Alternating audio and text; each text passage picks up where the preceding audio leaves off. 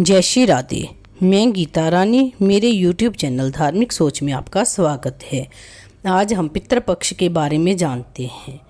भारतीय महीनों की गणना के अनुसार भाद्रपद माह की कृष्ण पक्ष की अष्टमी को सृष्टि पालक भगवान विष्णु के प्रतिरूप श्री कृष्ण का जन्म धूमधाम से मनाया जाता है।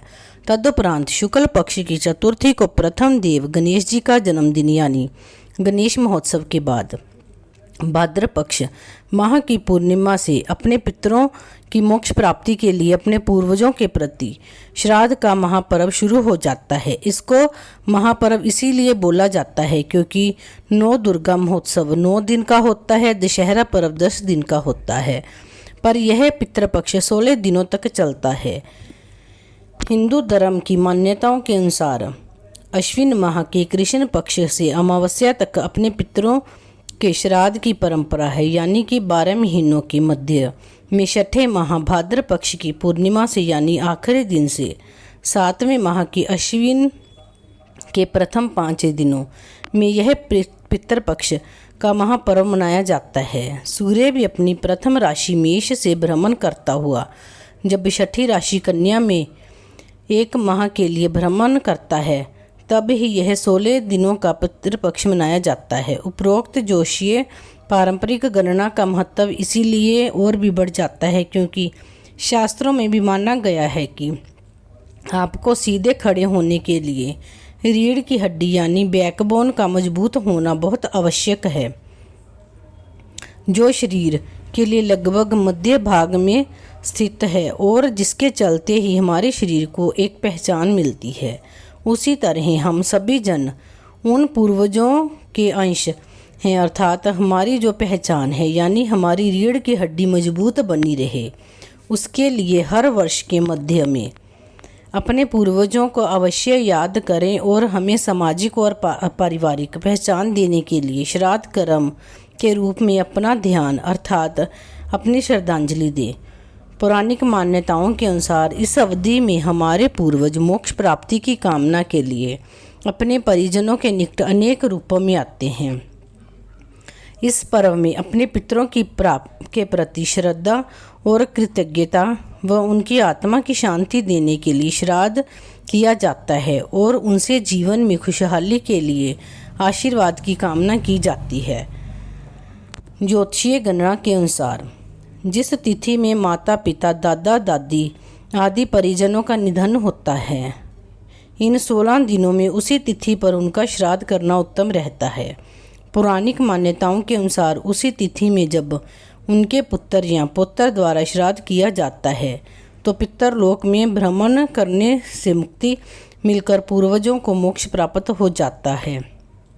हमारे पितरों की आत्मा की शांति के लिए श्रीमद् भागवत गीता या भागवत पुराण का पाठ अति उत्तम माना जाता है।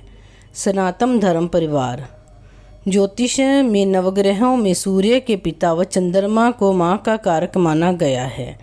जिस तरह सूर्य ग्रहण व चंद्र ग्रहण लगने पर कोई भी शुभ कार्य का शुभारंभ मना होता है, वैसे ही पितृपक्ष में भी माता पिता दादा दादी के श्राद्ध के पक्ष के कारण शुभ कार्य शुरू करने की मनाही रहती है, जैसे विवाह, मकान या वाहन की खरीदारी इत्यादि। कैसे करें श्राद्ध पक्ष? पितृपक्ष में तर्पण और श्राद्ध सामान्यतः दोपहर 12 बजे के लगभग करना ठीक माना जाता है। इसे किसी सरोवर, नदी या फिर अपने घर पर भी किया जा सकता है। परंपरा अनुसार अपने पितरों को आवाहन के लिए भात, काले तिल व का मिश्रण करके पिंड दान व तर्पण किया जाता है। इसके पश्चात विष्णु भगवान व यमराज की पूजा अर्चना के साथ साथ अपने पितरों की भी पूजा की जाती है। अपनी 3 पीढ़ी पूर्व तक के पूर्वजों की पूजा करने की मान्यता है। ब्राह्मण को घर पर आमंत्रित कर सम्मान पूर्वक उनके द्वारा पूजा करवाने के उपरांत अपने पूर्वजों के लिए बनाया गया विशेष भोजन समर्पित किया जाता है। आमंत्रित ब्राह्मण को भोजन करवाया जाता है। ब्राह्मण को दक्षिणा, फल, मिठाई और वस्त्र देकर प्रसन्न किया जाता है। वह चरण स्पर्श कर सभी परिवारजन उनसे आशीष लेते हैं।